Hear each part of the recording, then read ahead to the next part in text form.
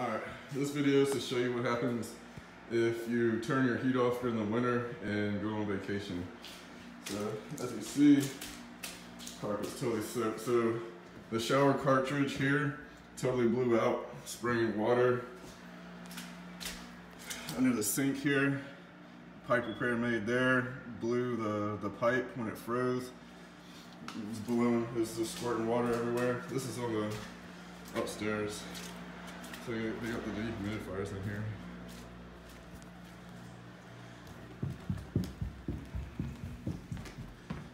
And then this is what the damage does. This is the kitchen. Water's still dripping.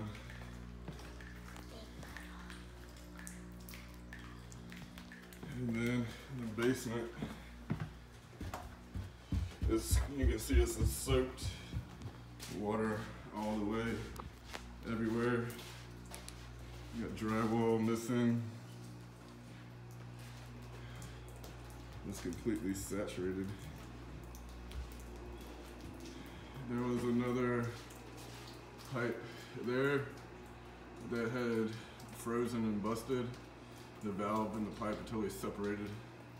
New valve in, but houses is wrecked. So just remember, keep your heat on when you go on vacation in the winter.